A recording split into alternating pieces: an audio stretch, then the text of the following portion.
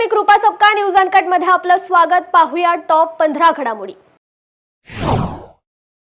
गेल्या काही वर्षात विजेची मोठ्या प्रमाणात मागणी वाढली आहे। कोळशाचा साठा कमी प्रमाणात उपलब्ध होत असल्याने देशात अनेकदा वीज टंचाईची समस्या निर्माण झाली होती। त्यामुळे कोळसा आयात करावा लागायचा। मात्र आता दिलासा देणारी बातमी समोर आली असून मागील काही महिन्यांपासून भारतात कोळशाच्या उत्पादनात वाढ झाली आहे। भारताने कोळसा उत्पादनात 1 अब्ज टनाचा टप्पा पार केलाय।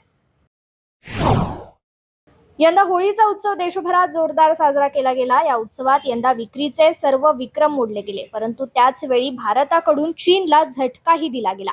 यंदा देशात होळीच्या सामानांची विक्री 50% वाढली आहे, परंतु चीनला 10,000 कोटींचा फटका बसलाय। देशातील नागरिकांनी स्वदेशी वस्तूंचा वापर करत चीनी सामानांवर बहिष्कार टाकला। व्यापारी संघटना कॅट कडून देण्यात आलेल्या माहितीनुसार यंदा होळीचा व्यवसाय 50,000 कोटींपेक्षा जास्त झालाय। कॅनडाची दूरसंचार बेल कंपनीने 400हून अधिक कर्मचाऱ्यांना व्हर्च्युअल ग्रुप मीटिंगमध्ये काढून टाकल्याची धक्कादायक माहिती समोर आली आहे। युनिफोर कर्मचाऱ्यांचे प्रतिनिधित्व करणाऱ्या युनियनने याबाबतची माहिती दिली आहे। कामगार संघटनेने सांगितले की दूरसंचार कंपनीने 10 मिनिटांच्या व्हर्च्युअल ग्रुप मीटिंगमध्ये काढून टाकलेल्या कर्मचाऱ्यांना अधिशेष म्हणून घोषित केले गेले। तसेच कर्मचाऱ्यांना कोणालाही प्रश्न विचारण्याची परवानगी न देता सेवा समाप्तीची नोटीस बजावण्यात आली। लोकसभा निवडणुकीपूर्वी छत्तीसगडमधील विजापूरमध्ये सुरक्षा दलाचे जवान आणि नक्षलवाद्यांमध्ये मोठी चकमक झाली असून या चकमकीत जवानांनी केलेल्या गोळीबारात 6 नक्षलवाद्यांना ठार मारण्यात यश आले। याबाबत एसपी जितेंद्र कुमार यादव यांनी माहिती दिली आहे। छत्तीसगडमधील विजापूर येथील बासागुडा पोलीस स्टेशन परिसरात सुरक्षा दल आणि नक्षलवाद्यांमध्ये भीषण चकमक झाली। कोब्रा 210-205 सीआरपीएफची 229वी बटालियन आणि डीआरजी यांचा समावेश असलेल्या सुरक्षा दलाच्या संयुक्त पथकाने ही कारवाई केली। अयोध्येतील राम जन्मभूमी मंदिर परिसरात काल गोळीबार झाल्याने खळबळ उडाली आहे। ड्युटीवर असलेल्या पीएससी कमांडो या गोळीबारात जखमी झालाय। त्याच्या छातीत गोळी लागली असल्याची माहिती असून या घटनेची माहिती मिळताच घटनास्थळी उपस्थित अधिकाऱ्यांनी जखमींना तातडीने रुग्णालयात दाखल केलं। डॉक्टरांनी जखमी कमांडोला लखनौ ट्रॉमा सेंटरमध्ये भरती केलं। या कमांडोची प्रकृती चिंताजनक आहे। अधिकाऱ्यांनी घटनास्थळी पोहोचून तपास सुरू केलाय।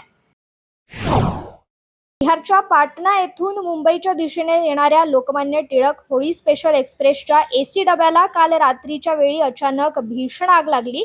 आगीची माहिती मिळताच रेल्वे पोलिसांसह अग्निशमन दलांच्या जवानांनी घटनास्थळी धाव घेतली। अथक प्रयत्नानंतर आग आटोक्यात आणली गेली। सुदैवाने ट्रेनचा वेग कमी असल्याने या घटनेत कोणतीही जीवितहानी झाली नाही, मात्र आगीत ट्रेनचं मोठं नुकसान झालंय। आपल्या कम्युनिटी गाईडलाईन्सचे पालन न केल्यामुळे यूट्यूबने भारतावर मोठी कारवाई केल्याचं समोर आलंय। अवघ्या 3 महिन्यांच्या काळात यूट्यूबने 22.5 लाख व्हिडिओ हटवले आहेत। 30 देशांमध्ये सर्वात मोठी कारवाई भारतावर केल्याचं एका अहवालात स्पष्ट झालंय। काल हा अहवाल प्रसिद्ध करण्यात आला होता। दिल्लीचे मुख्यमंत्री अरविंद केजरीवाल तुरुंगातून सरकार चालवू शकत नाहीत। दिल्लीचे नायब राज्यपाल वी.के. सक्सेना यांनी हे स्पष्ट केलंय। कथित मद्य धोरण घोटाळ्यात अटक करण्यात आलेल्या केजरीवाल यांनी राजीनामा देण्यास नकार देत तुरुंगातूनच सरकार चालवणार असल्याचं सांगितलं होतं। यातच आता नायब राज्यपाल वी.के. सक्सेना यांचं हे वक्तव्य समोर आल्यानंतर दिल्ली सरकार आणि राजभवन यांच्यातील संघर्ष वाढू शकतो।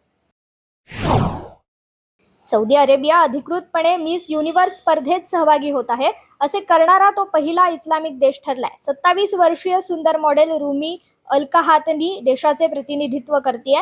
सौदी अरेबियासाठी हे आणखी एक ऐतिहासिक पाऊल आहे। यापूर्वी अलीकडे सौदी अरेबियाने गैर मुस्लिम राजनयिकांना दारू खरेदी करण्याची परवानगी दिली होती। याशिवाय महिलांना सार्वजनिक ठिकाणी गाडी चालवण्याची आणि पुरुषांसोबत कार्यक्रमांमध्ये सहभागी होण्याची परवानगी होती।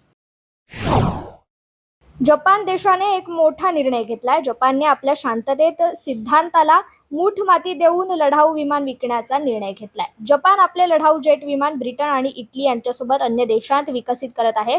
जपान संयुक्त लढाऊ जेट परियोजनेत लढाऊ विमान विकण्यासंबंधी आपली भूमिका स्पष्ट करणार आहे। जपानच्या कॅबिनेटमध्ये पहिल्यांदा यावर निर्णय घेण्यात आला। लढाऊ विमानासोबत प्राणघातक शस्त्रांना अन्य देशात विकण्याची परवानगी मिळणार आहे।